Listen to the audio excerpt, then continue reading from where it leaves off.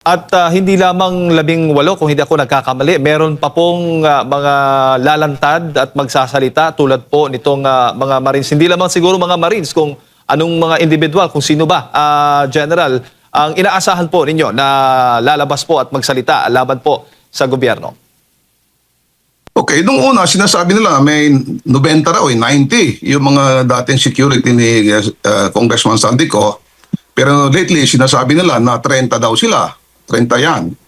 Although 18 lang yung lumabas, pero inaasahan natin na meron pang susunod na 12 yata na kanyan din mag-disclose din ng mga explosive, mas explosive pa nga din daw yung mga sasabihin ng iba eh. Opo.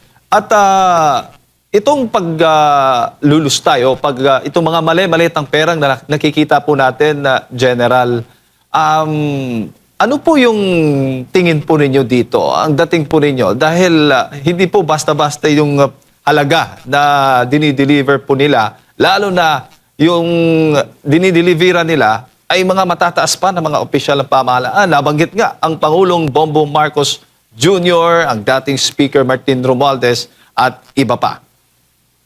Kaya nga, ito ang nakakapanlumo dito. Kung talagang tunay tayong Pilipino, ay makagalit talaga tayo dito sa nangyayaring ito. Na pagnanakaw, parang very blatant, parang harap-harapan na, walang, with impunity, walang pangamba na mahuli o maparusahan eh. Parang ganun eh.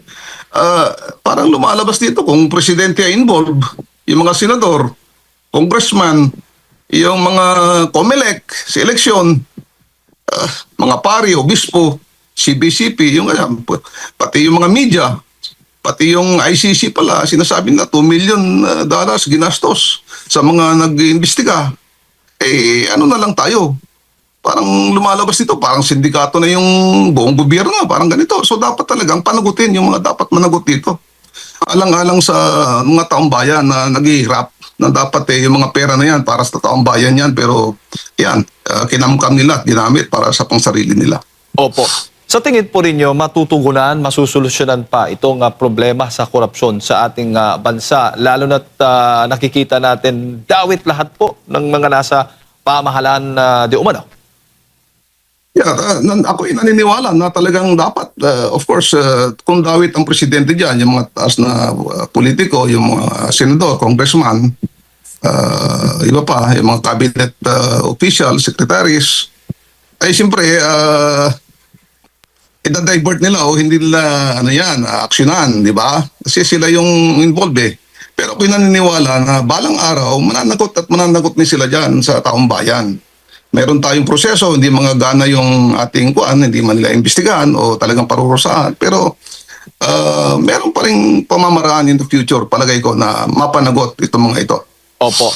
Ang Senado, sa pamamagitan po ni Senator Amy Marcos, meron pong resolusyong inihain at gusto niya ngang paimbestigahan itong mga pahayag, itong revelasyon ng 18 dating Marines General. Anong tingin po ninyo doon?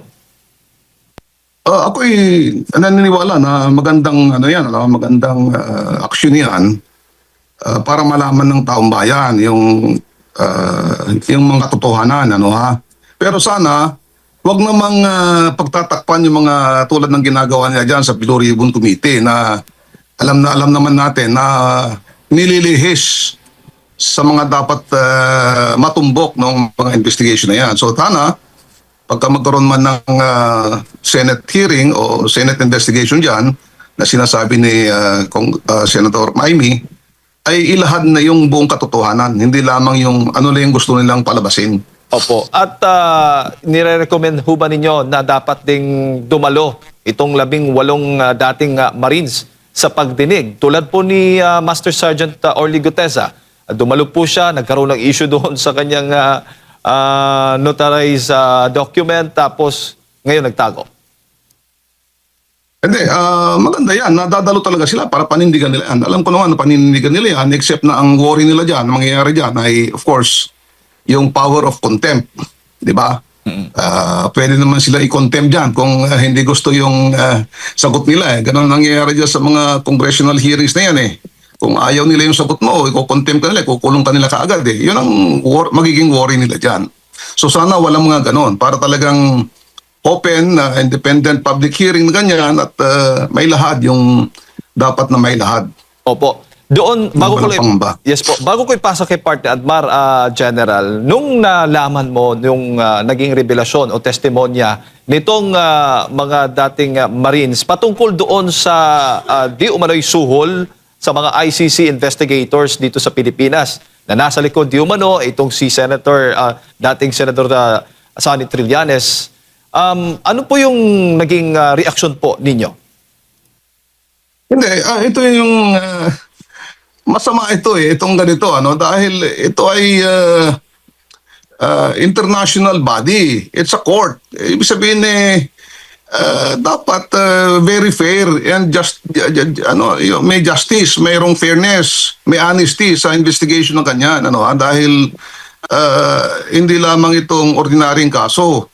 So ganon, base doon sa paglalahad nila ay meron palang korupsyon doon sa kanilang investigation na pinatira pala sila sa mga mamahaling hotel, pinakain ng gano'n, pati delivery ng kanilang mga gamit ay si Saldico pa ang gumastos lahat, $2 million ang ginastos nila napakasama naman ng gano'n. Okay? Para lang maidiin yung dating presidente, na kapwa naman natin Pilipino na sana wala doon sa abroad, kundi dapat dito siya nililitis sa bansa natin, ay ginastusan pa mismo ng mga perang ninakaw ng gobyerno, sa gobyerno.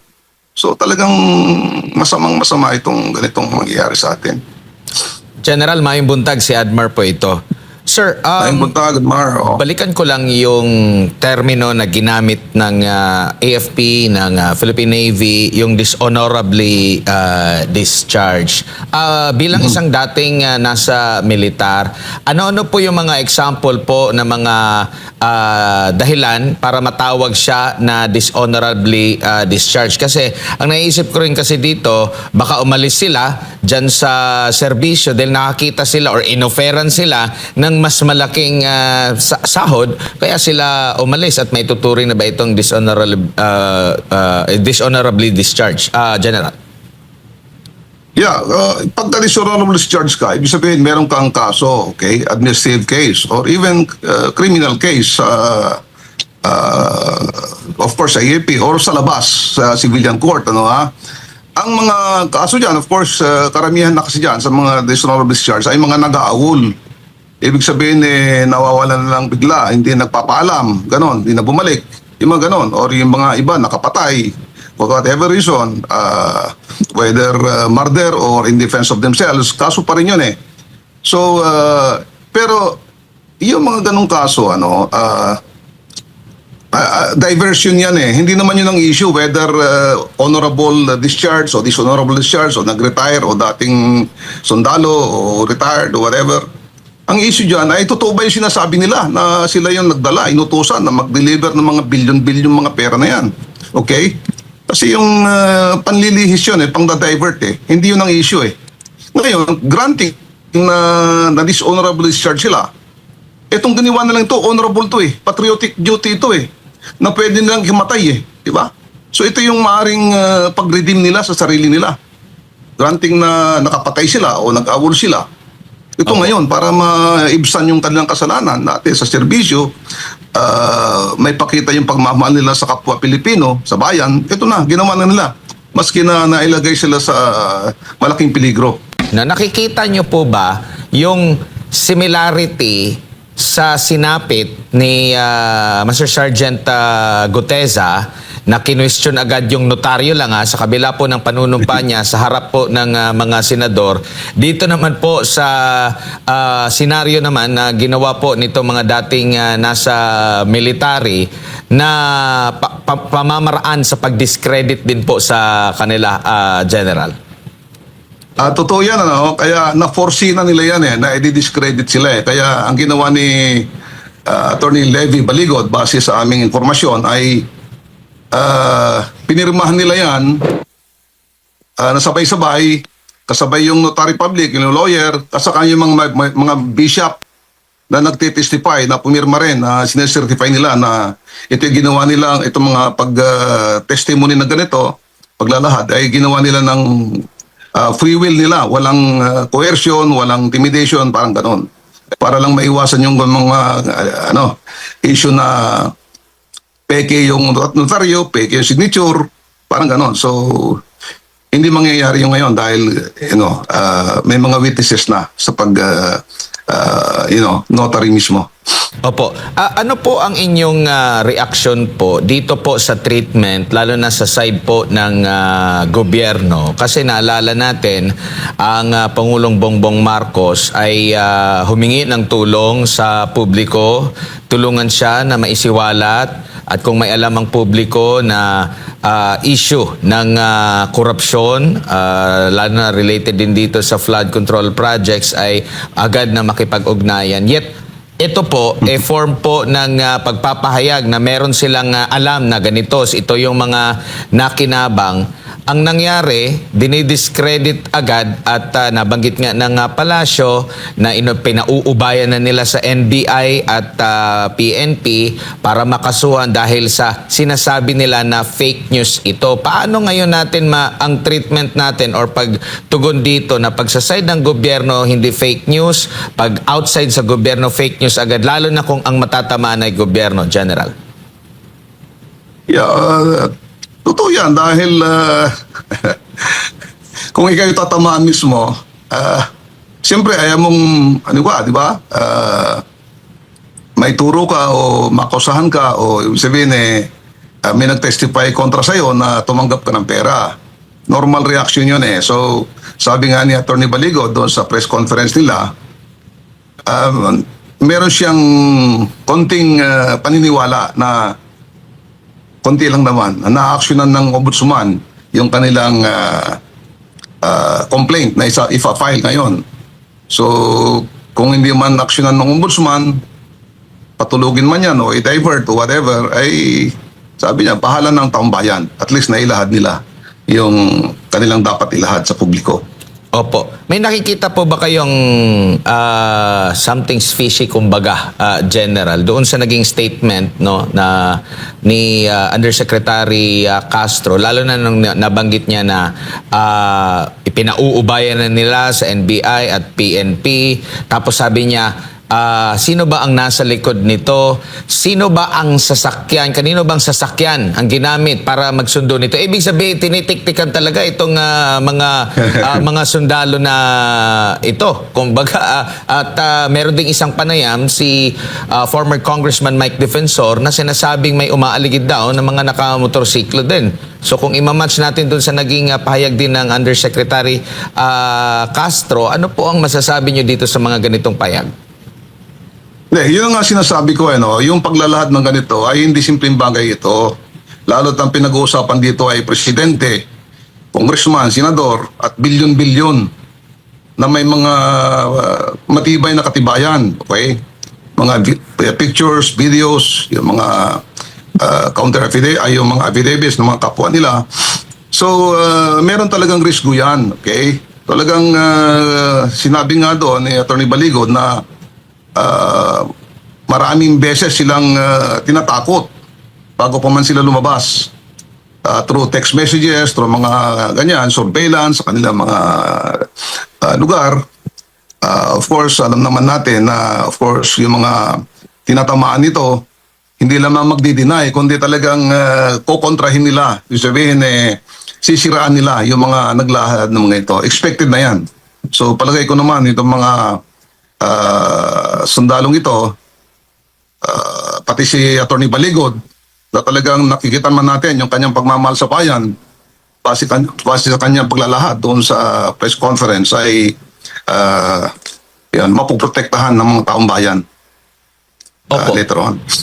Kung sakali naman po, General, na hindi umusad itong resolusyon na inihain ni Senadora Amy Marcos na maimbestigahan sa Senado or kung sino man sa panig po ng gobyerno, ahensya ng gobyerno, lalo na ang ombudsman, kung parang babaliwalain lang ito, ito ba'y nakikita ninyong nagre-reflect na hindi talaga seryoso ang kasalukuyang gobyerno sa paglaban sa korupsyon? Yan ang lumalabas eh. Hindi naman seryoso talaga. Parang optics lang eh. Parang palabas lang eh. Kasi sinasabi ng Pangulo noon, di ba? May makukulong bago magpasko. So tuwan-tuwa yung mga tao. Kami rin dahil yung mga protesta na so finally merong mapapanagot bago magpasko. May napanagot ako eh. Ako yung hinuli nung Pasko, nung New Year eh. Ako yung hinuli. Kaya kinasuhan ako. At of course, imbes na yung mga nagnakaw ng mga bilyon-bilyon ng pinanagot, ako pa yung hinuli dahil kayo nagpo-protesta. Ako yung naglalahad ng katotohanan ng pagnanakaw na yan. Ganun ba? So, hindi lang nakakabala. Ito ay isang paglapastangan sa ating, minamahal na bayan. Sana ay mapanagot talaga yung mga yan. Yun lang naman ang habol namin eh. Mapanagot itong mga nagnakaw ng mga bilyon-bilyon na ito. Opo. Ano po yung reaction nyo naman po? Dahil para kay Senador Ping Lacson, hindi tumutugma yung claims nitong mga dating sundalo na umaabot sa 800 billion pesos daw na halaga ng kanilang nailipat na mga basura, no? Yung katagang gamit nila dito sa paglilipat ng pera sa loob ng maleta po. Nabanggit po ba doon? Kasi ang pinatutungkol sa imposible ito dahil yung halaga lang, no, nung pinag-uusapan sa flood control scandal ay nasa 1 trillion. Hindi pa raw, sabi niya, kung susumahin daw, parang hindi talaga daw totoo, hindi magtutugma. Pero nabanggit niyo po sa inyo pong pagkakaalam na ito pong trina-transfer nila na pera ay para lang or mula lamang sa kickback galing sa maanumalyang flood control project or sa lahat na siguro ng klase ng mga proyekto basta makakuha sila ng pera. Sa inyo pong pagkakaalam lang po, General. Hindi, ang base sa paglalahad nila, no, hindi na lang naman isang taon ito eh. Maraming taon. Kung ang nag-umpisa pa yata, 2023, kung hindi ako nagkakamali doon sa kanilang disclosure. Ano? So, hindi naman nila alam kung DPWH lang yan o hindi. Kasi ang sinasabi nga nila, meron dyan, matitindi pala, mas matitindi. Merong galing customs, merong galing national irrigation, kung saan-sang agency ng government. So, kung pag sumasumahin mo talaga yan, maliit pa nga yung 800 billion. Parang ganun, kung ilang taon yan, ang ginagawa pala yung ganyan.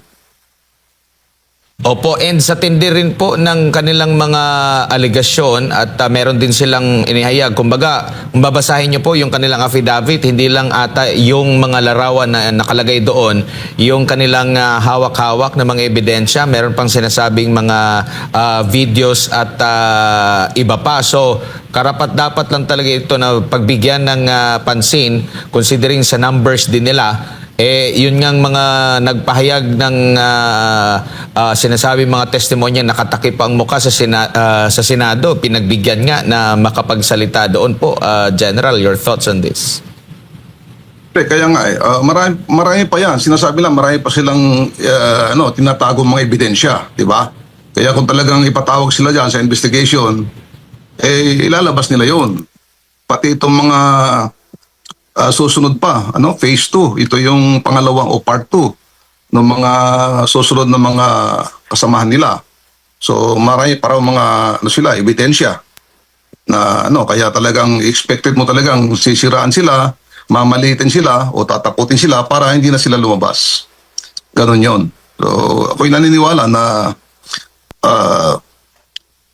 maski na ipitin sila, takutin o kung ano man, pagbantaan, ay lalabas at lalabas ang katotohanan dito at mapapanagot ang mga dapat managot sa matinding korupsyon na ito. Opo. General, siguro inyo pong mensahe ulit sa ating mga kababayan nanonood po sa mga oras na ito. Huling mensahe po ninyo, General. Okay, mga kababayan, alam naman natin ano nangyayari sa ating mahal na inang bayan. Umiiyak po yung ating mahal na bayan. Nangangailangan po ng tulong natin. Panagutin po natin itong mga nagwaldas ng pera, nagnakaw, nag-traidor sa mga pagtitiwala natin. Tulungan natin itong mga sundalo na ganito, naglalahad. suportahan natin sila. Kung meron pang iba dyan na gustong maglahad din, wag ho kayong matakot at yung mga taong bayan na katulad namin ay sumusuporta po sa inyo. Mahal po natin ang ating bayan, kaya ito yung panawagan ko po sa inyo, magsama-sama po tayo para naman ay guminhawa yung buhay ng ating mga kababayan, mapanagot yung dapat mapanagot. Para yung mga pera na supposed to be ay mapunta sa atin, ay mapunta talaga sa serbisyo sa atin, mga mamamayan. Lalo na yung mga maliliit, hindi doon sa mga pulsa ng mga matataas na pinuno na yan. Itong declaration ni VP Sara na tatakbo siya as president, anong ibig sabihin nito? Well, yan ay nagpapahayag lamang ng kanyang intensyon para sa 2028. Dinadala rin niya yung usapan ng politika sa issue ng impeachment. So, from an arena where she is viewed as a defendant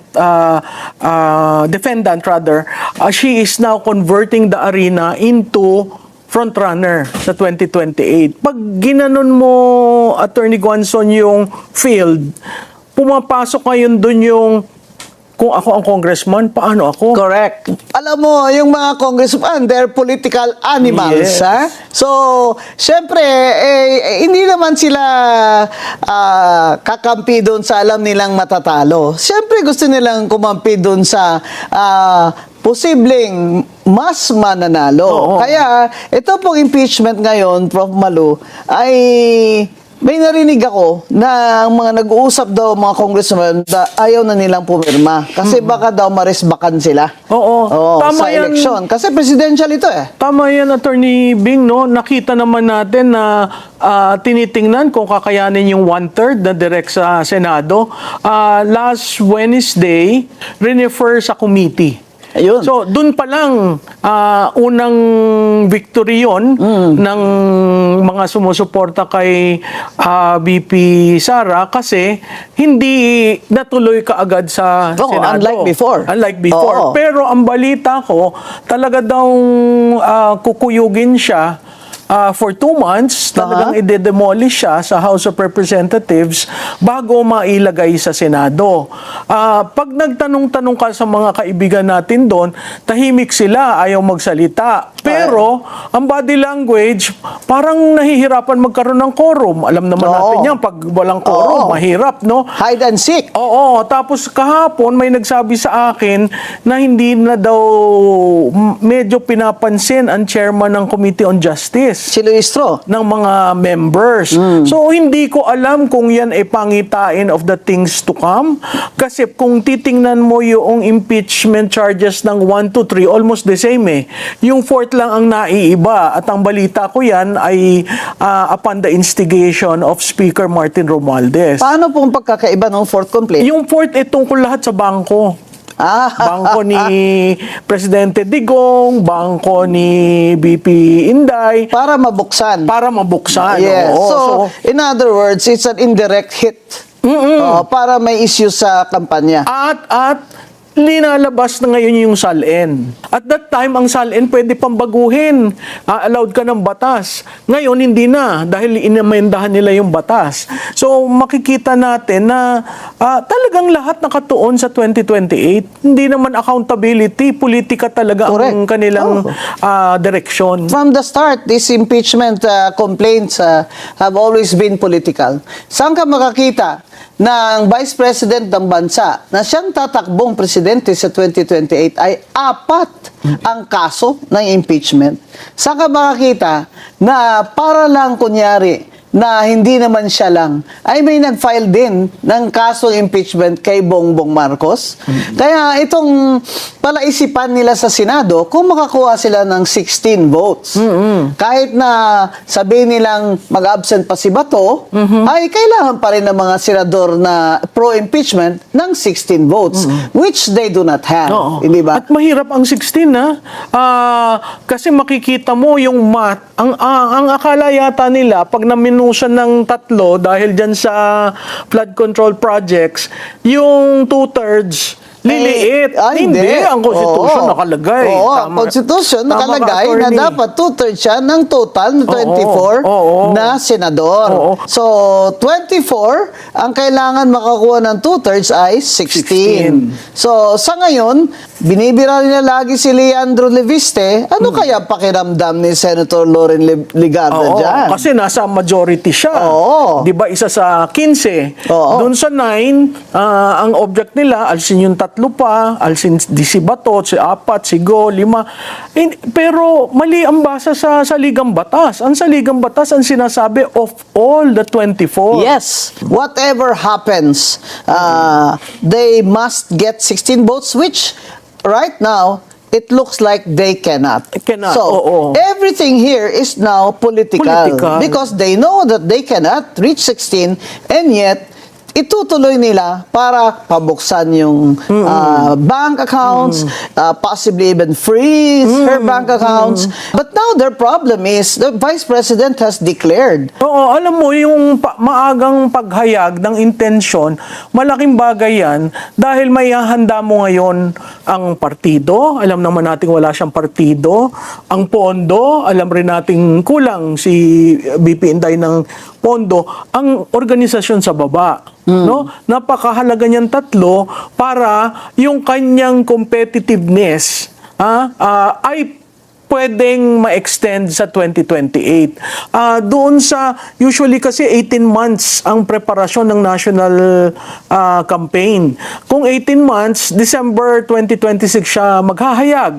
Ngayon, napaaga. So, merong 10 months na aayusin mo lahat ang mga problema sa organisasyon. In the meantime, she's subject to attacks. Yes, but alam mo yung subject to attacks, ang parating ang sinasabi ni... Ever since naman She's 2022 been, pa, 2023, di ba tinapon na ang sink, tinapon na ang bahay, ano pa ba naman ang itatapon? So, again, yung ginagawa dati ni Presidente Digong, sinabi na niya ang buhay niya, lahat ng pangit, lahat ng problema niya sa buhay, pagdating ng eleksyon, wala ka nang ibabato. Ngayon, gano'n ang nangyayari.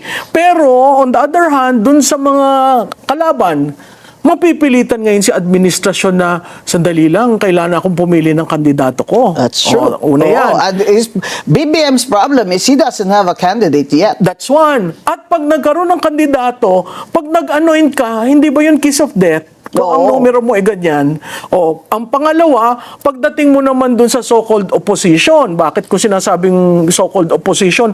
Hindi mo sila naghahayag na anti-Marcos sila. Sina Rizal Yan yung Tibero. pink, yung dilaw, at saka makabayan. Di ba? Lahat sila tahimik pagdating kay BBM. So, sino lamang ang natatanging anti-Marcos bloc? Hindi ba si BP at lahat ng mga kaalyado niya? Correct. So, dun kung i-contrast mo ngayon yung opposition, doon pa lang talo na eh. Kasi sa usaping 1.5 trillion to 1.9 trillion, ano sinasabi nila? Tahimik sila. No, wala silang BBM resign. Samantalang dito, consistently, saan napunta ang pondo, sinong nagbulsa, dapat may pananagutan. Correct. Ito naman sa kabila, yun, medyo maghahanap ka lang talaga ng tao, wala naman silang nakikitang maitatapat, no? Talagang suicide yun sa kabila. Ang problema lang, attorney, alam mo naman ito, hawak nila COMELEC. Correct. At So, marami silang pera. maraming Hawak nila ang mga congressman may at mayor. makinarya. Di ba? Pero sa tingin ko naman, itong paghayag ni BP Inday ng intensyon niya, marami nang tumatawid. Yes. Ang problema, hindi porket tumawid ka, ay kay aakapin at tatanggapin ka agad. Kasi tinatanong, may allocable ka ba? Meron ka bang proyektong ghost?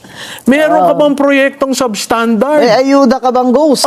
So maraming dadaanan yung tatawid.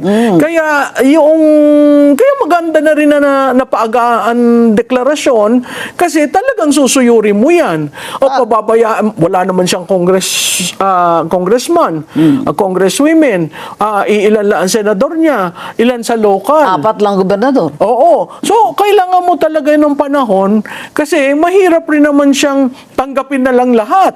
Oo. Kasi babatikusin naman siya ng kanyang base. Ang difference, Attorney Guanzon, is si BP Inday may 30 to 35% That- ng total registered voters. Yun yung tinatawag na the enduring Duterte base. Right. Yung But in the kalaban- time of Digong, he also had a few governors only. Yes, yes. So, sanay sila na outlier. Sanay na underdog. Tsaka kami mga Bisaya, sanay kami na underdog eh. Oh, so, Fighter ang mga Bisaya. Oh, so yun. pakiwari ko, yun ay isang endearing quality ni BP Inday. Pag tiningnan mo lahat ng survey, kahit sinong survey firm, ang Mindanao makes her buoyant, no? Hindi pag bumabalik uli. So ito, halos saan ka naman nakakita ng survey na 70%, 80% ang Mindanao para sa kanya. Yeah. Weak So, lang siya sa Calabarzon. yan, yung sa Luzon, Luzon. 'di ba? La Union, ganyan. may spattering ng green sa Luzon. Kailangan lang siguro bisitahin, kailangan talagang i-court mo. No, at saka i-focus siguro yung anti-corruption talaga Oo. na Yun na, talaga, that is the campaign anti-corruption trigger. campaign talaga Oo. to reform the government, Oo. for us to survive as a people, as a nation, for our government to even be on the plus side, Yes, no? yes. Financially. Oo. Kailangan talaga we stop corruption. And that's the issue, number one issue in 2028. The disadvantage of BBM's candidate is may bahid. Oo. Di ba? So, At saka, yeah. tatanungin ka ng tatanungin, saan napunta yung pera? Sino ang mastermind? Yes. Kung hindi nyo yun sinasagot ngayon, magiging campaign issue yun sa Lalo na at 1998. walang nakukulong. Precisely. Hanggang ngayon, si Martin hindi nakulong. Oo. Si Garjola hindi nakulong. Oo. Ang And kinulong yet- lang nila, si Rebilla. Si Rebilla. You know, that's Oo. not, parang yun lang kasi gusto nila ipakulong. Yun lang ang gusto, di ba? Kaya, Dahil sa Cavite. Oo. Pero sa survey ngayon, Prof. Malu, anong recent survey ng Publicus Asia, Dun where sa- you are the chair? yung approval rating ni BP Inday, nasa high ng 50s. Approval. Wow. Ang kanya, Ang trust niya rating. nasa 30s, 40s. So, maganda yung numero niya, bumaba for a while, pero very resilient ang numbers niya, umaangat. So, Ang trust rating ni Bongbong, magkano? nasa 30, 28. Di ba 14? Oo, 14. Sa trust, Oo, 14. yeah, 14. Oo. Yeah.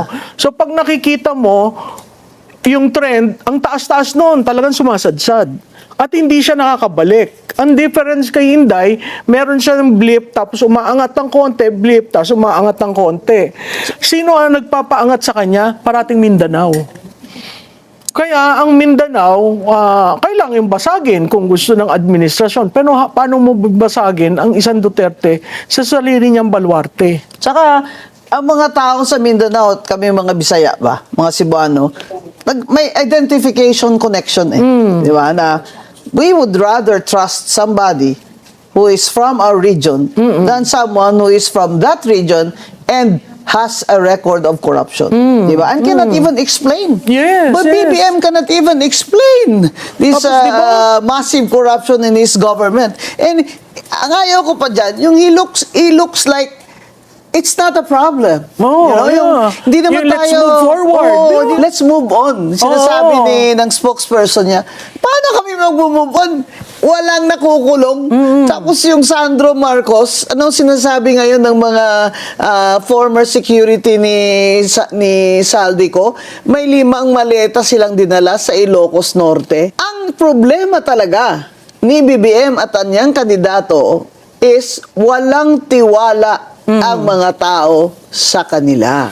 And I think, Prof. Malu, trust is really a number one standard ng voter. Oo. Di ba? Ang trust kasi yan yung nagde-determine kung paano ka mag-convert eh. Meron kang preference, sino ang nagugustuhan mong iboto, meron kang awareness, kilala mo ba? Karamihan naman yan universal. So awareness over trust, is equivalent to your preference. Wow. So, denominator si trust, alam naman natin yan sa math na pag mataas ang denominator, mas madali kang mag-convert. Yun yung currency ng politiko. Pag nawala ang tiwala, mahirap.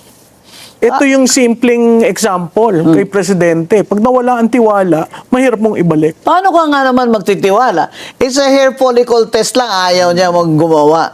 You know, a very simple thing. It's a hair follicle test. Hindi magawa ni BBM, which shows that our suspicions are true. That he is a cocaine addict. Because you cannot just stop taking cocaine for a week and then it will be flushed down. Even in 3 months, it might not be able to be flushed down, unlike a urine test. And so, he has to do more than just, di ba, photo op siya sa Naga, bigay siya 500 million dun sa museum, photo op na naman siya sa Negros, bibigay siya na naman ng 1 billion of our money. Of our money, nagbabayad talaga tayo ng tax, lalo na yung VAT na yan, mga hihirap ay nagbabayad ng tax. Kaya, Bongbong Marcos has to do more than just give us band-aid solutions. And obvious ba mga kababayan na he's a lame duck?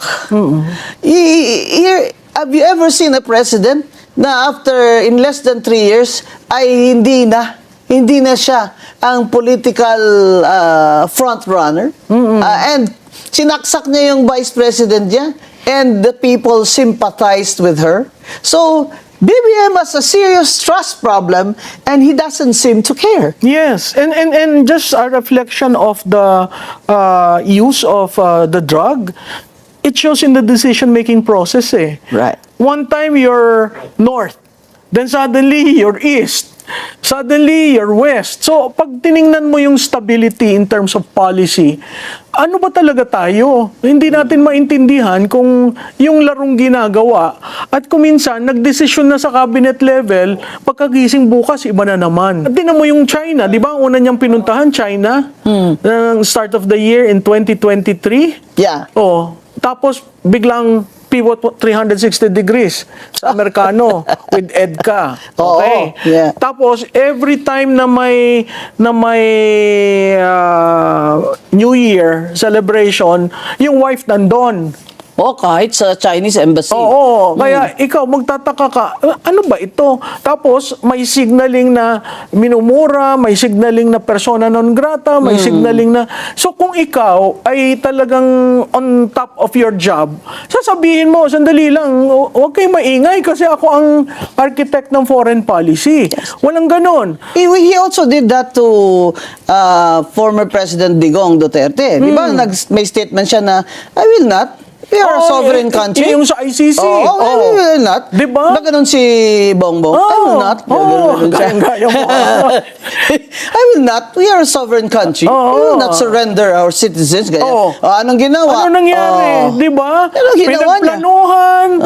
Nakita natin sa revelation ng mga Marines kahapon, may pondong binigay. Lalo na dun sa ICC pumunta dito. Lahat ng meeting is sa private hotels. Hindi naman sa government. Walang tiningnan na data. Ilan lang ang selected na kaya ka magtataka kasi yung unang sabi ng ICC, sino ang mga magwi-witness? Bakit wala pa palang nagwi-witness? Ba't nyo tinangay doon? Di ba? So makikita mo, sandali lang, paano ka ba nag-decide? Bakit sabi mo, sovereign natin yan, paglalaban ko yan, tapos bigla mong pinadala? Pero doon siya nagkamali, ha? Doon. In terms of Hindi na yan- political move. Tapos, That di was ba? a major boo-boo. Linibing si tatay nila. Siya nagsabi na ako'y nagpapasalamat sa ginawang ganito ni Juan. Tapos No. anong ginawa? He just made Digong a martyr. Yes. Diba? And if he dies there, God forbid, Ay, oo. VP Sara will win by a wide Oo, margin. kasi tatlong senaryo yan. Maibalik, siyempre, kasama sa kampanya, matindi rin. Hindi maibalik, ay, matindi rin. Dahil Awa. yung anak, di ba? Tinan mo ang ginawa siya, pati tatay. Pag namatay doon, Lalo na. naku, Bing. Lalo na. Kung yung kay Cory, ganun lamang, nagsasakit, nanalo ang anak, Dahil wala namang overwhelmingly. kaplano-plano si Pinoy. Yes. Itong kay Inday Sara, talagang mahihirapan sila dyan sa ginawa nila. Plus ngayon, talagang may balwarte. May Baluarte. Mindanao and Eastern Visayas. Oo, Cebu, Bohol, Dumaguete. Central. Oo, Yeah. Central Visayas. Kaya ang parati kong sinasabi, oo, siguro yung preference, she will have to earn that kasi race eh. Pero in terms of baluarte, sino bang may solid base? Sa lahat ng mga kandidato, wala akong nakikita may solid base. Siguro si Ilocos is Robredo. not even bongbongs now. Oo. It's Aimee Marcos and El Shabit. Si Robredo siguro sa Naga. Pero dahil clannish rin ang Bicolano, kung bumoto from Raul Roco to No. other kwan, pwedeng competitive. Oh, Pero, iba rin sa Sorsogon. oo, pag pinagtapat mo sila, sandali lang, ano ba ang governance model? Parati nila sinasabi, itong si Robredo, walang COA. Ito may COA. Ikaw naman galing ka sa COA, 'di ba? Nagkaroon sila ng ruling ng COA. No. So anong problema? Hina-highlight nyo lang na gustong palabasin kasi na kurakot. Yeah, that's what I've been saying from the start. Why I opposed that first impeachment against VP Sara. I said that is not an impeachable complaint. Lalo na that COA now has rendered an unmodified Yes, opinion. opinion. Kasi sabi ko, pag hindi niya ma-liquidate yan ng tama, ipapasulit sa kanya ng COA. Di ba? At saka lang kung ayaw niya isulit, saka siya kakasuhan. Yeah. But that's not betrayal of public trust. Because lahat sila may confidential funds. Si Bongbong, 4.3 billion Oo. ang confidential fund. Diba? Kung Oo. i-compare mo at pag tiningnan nga natin yung confidential fund kung saan ginamit, abay baka magulat tayo dahil Oo. karamihan illegal. Kasi naman secret yan eh, Oo. Pagmalo. Nasa loob yan ng envelope eh. Yeah. Doon yan sa office of the chair ng COA. Binubuksan ng isang director assigned to that. So, kung gusto nila ng Malacanang na magic lang yan, bukas sara. Oo. Diba? Oo. Or magbukasan tayong lahat. Oo, dapat, Makita diba? natin kung Sinasabi ko, sino ang nagpapakatotoo. Lahat ng may mga 1 billion and up. Yes, Diba? yes. Buksan nyo. Yes. Bakit hindi nyo buksan? Kasi politika. Political lang. I think, Prof. Maluha, the congressmen are losing wind. Sabi sa akin nga ni Senate President Soto, ako lang personal, I interviewed him Ako personal, commissioner, ano na ako ganyan, dami pang trabaho, why focus on this? Pero pag umakyat yan sa amin sa Senado, wala akong magagawa, I have to do my job. Pero siya personal, he's losing wind. At saka siya ang That's important. presiding, di ba? Oo. Sabi ko kasi, is it not na ganyan-ganyan because of your statements, biased ka na. Oo. People are saying you're biased, so Yeah. maybe you should inhibit yourself. Yeah. When he inhibits himself from voting, they're less than 16 lalo. Yes, Oh. immediately. But I just raised it sa kanya para aware naman siya na kung ang Senate ay nagfa-function as judges, then they should be fair.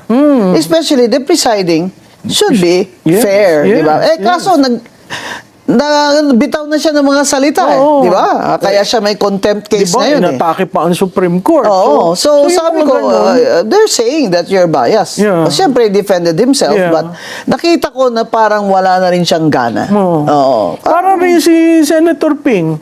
Di ba sabi niya, I will follow where the evidence would lead me. Oo. So ngayon, ang challenge, ngayon nagsalita itong 18 na Marines.